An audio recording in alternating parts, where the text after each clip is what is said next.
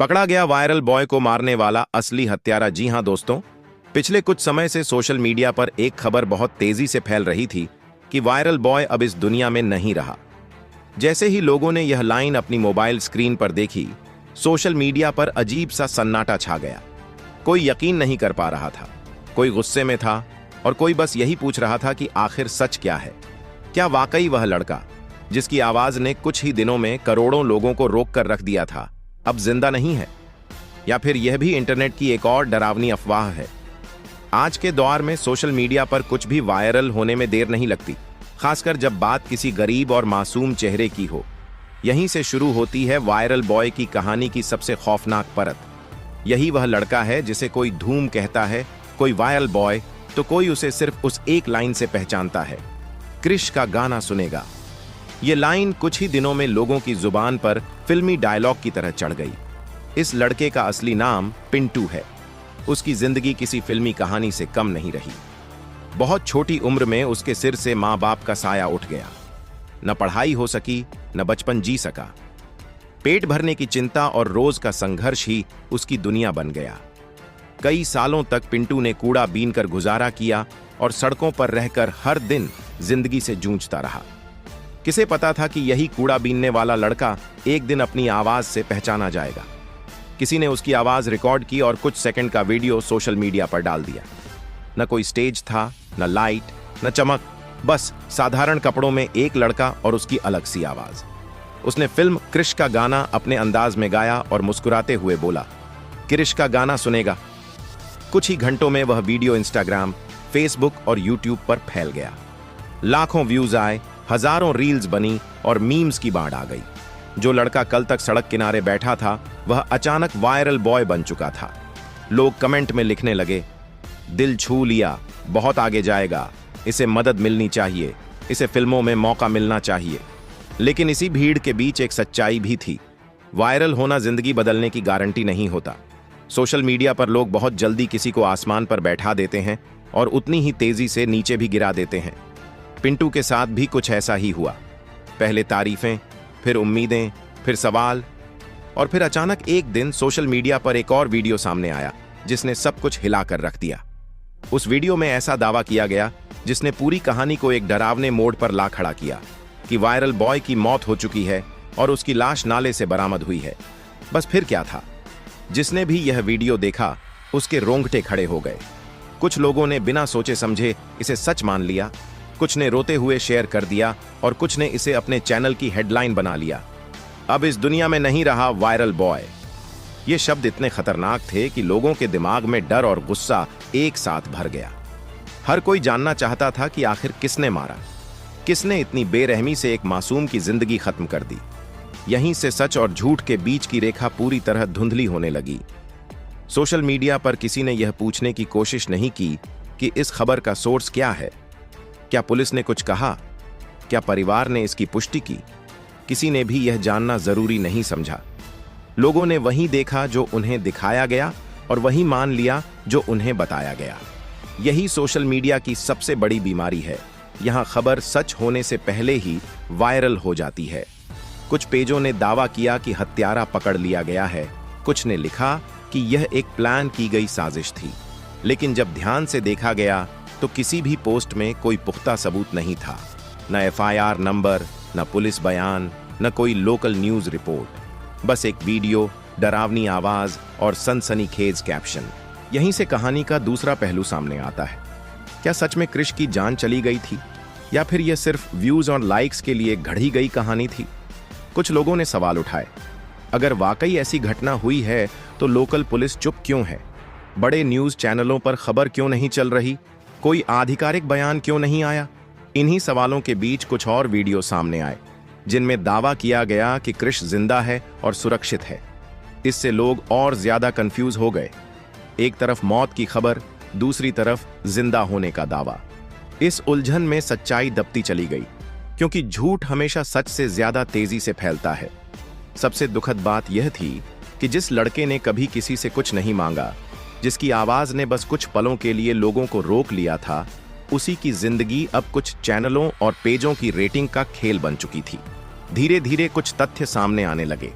लोगों ने बताया कि जिस नाले वाले वीडियो को कृष से जोड़ा जा रहा है वह किसी और जगह का है, किसी और इंसान का है, जिसे जबरदस्ती इस कहानी से जोड़ दिया गया। लेकिन तब तक बहुत देर हो चुकी थी। लाखों लोग उस झूठ को सच मान चुके थे। जैसे ही मौत की खबर फैली, कुछ लोग जमशेदपुर के उस इलाके में पहुंचे जहां कृष को पहले देखा जाता था। लोकल लोगों और दुकानदारों से बातचीत की गई। कई लोगों ने बताया कि उन्होंने हाल ही में कृष को देखा था। वह जिंदा था, ठीक था और उसे कोई चोट नहीं लगी थी। ये बातें सोशल मीडिया पर फैलाई जा रही कहानी से बिल्कुल उलट थीं। वहां लिखा जा रहा था कि बॉडी मिल चुकी है, गुनहगार पकड़ा जा चुका है और मामला खत्म हो गया है। लेकिन जमीनी सच्चाई कुछ और ही बयान कर रही थी। जब उन यूट्यूब चैनलों और इंस्टाग्राम पेजों से सवाल पूछे गए जिन्होंने सबसे पहले मौत की खबर फैलाई थी, तो कोई साफ जवाब नहीं मिला। किसी ने कहा, हमें भी वीडियो मिला था, हमने बस शेयर कर दिया। किसी ने कहा, हमारे पास अंदर की खबर थी। लेकिन जब सबूत मांगे गए तो हर कोई खामोश हो गया।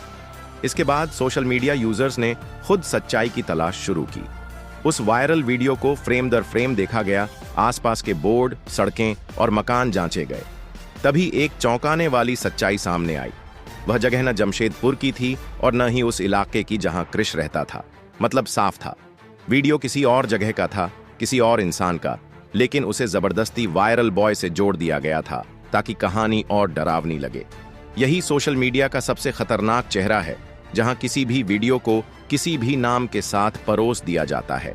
इसी बीच कुछ लोकल पत्रकार भी इस मामले में आगे आए। उन्होंने थाने और पुलिस अधिकारियों से बात की। जवाब बिल्कुल साफ था, ऐसी किसी मौत की कोई सूचना नहीं थी।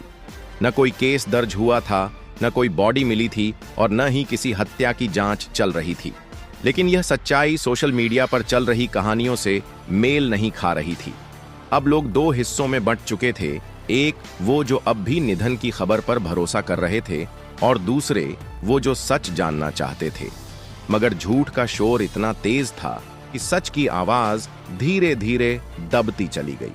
इसी दौरान कुछ और वीडियो सामने आए जिनमें दावा किया गया कि कृष जिंदा है। कहीं उसकी आवाज सुनाई दी, कहीं दूर से उसकी झलक दिखाई गई। लेकिन क्योंकि लोगों के दिमाग में पहले ही मौत की कहानी बैठ चुकी थी, इसलिए इन सबको भी फर्जी बताकर नकार दिया गया। सवाल उठने लगा कि अगर वह जिंदा है तो खुद सामने क्यों नहीं आया। इसका जवाब धीरे धीरे साफ होने लगा। अचानक मिली लोकप्रियता के बाद उसकी जिंदगी में कई लोग घुस आए। कोई मदद के नाम पर, कोई मैनेजमेंट के बहाने और कुछ सिर्फ फायदा उठाने के लिए। ऐसे माहौल में एक गरीब और कमजोर इंसान का सुरक्षित रहना आसान नहीं होता। कुछ लोगों ने यह भी कहा कि उसे डराया जा रहा है और चुप रहने को कहा गया है। ये बातें कितनी सच हैं कहना मुश्किल है, लेकिन उसकी चुप्पी ने अफवाहों को और मजबूत कर दिया। इसी बीच एक और खतरनाक तस्वीर सामने आई। कुछ कंटेंट क्रिएटर्स ने अपने थंबनेल में खून, लाश, पुलिस और हथकड़ी की तस्वीरें लगानी शुरू कर दी।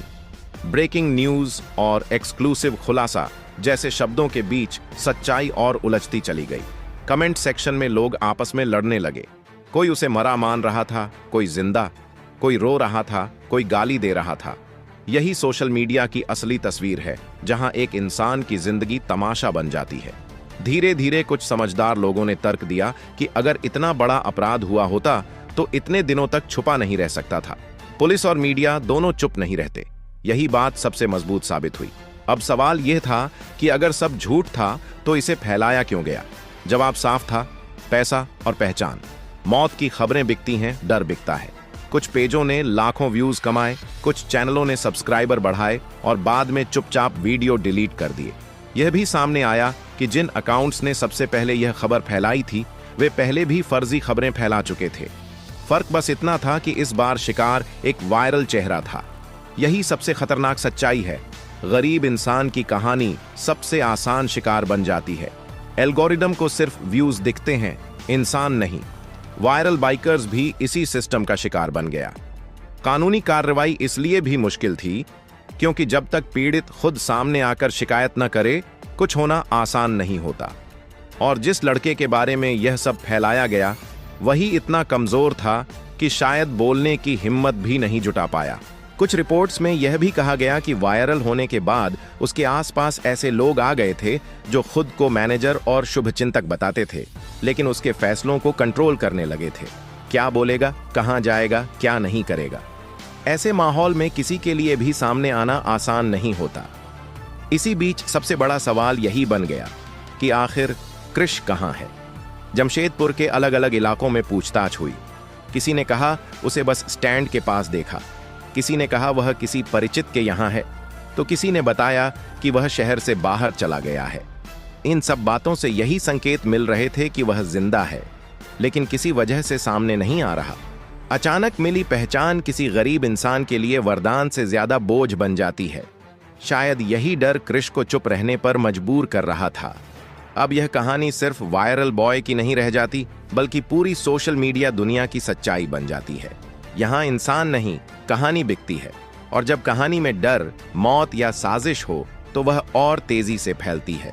बाद में जब सच सामने आया तो वीडियो और पोस्ट गायब हो गईं, लेकिन असर वापस नहीं गया। किसी ने जिम्मेदारी नहीं ली। क्रिएटर्स बोले हमें भी फॉरवर्ड हुआ था, दर्शक बोले हमने तो बस देखा था, और इस सब के बीच इंसान अकेला रह गया। वायरल बॉय की कहानी यही सिखाती है कि वायरल होना मंजिल नहीं है। अगर हम सच पूछना छोड़ देंगे तो अगली झूठी मौत की खबर किसी और की नहीं, हमारी इंसानियत की होगी।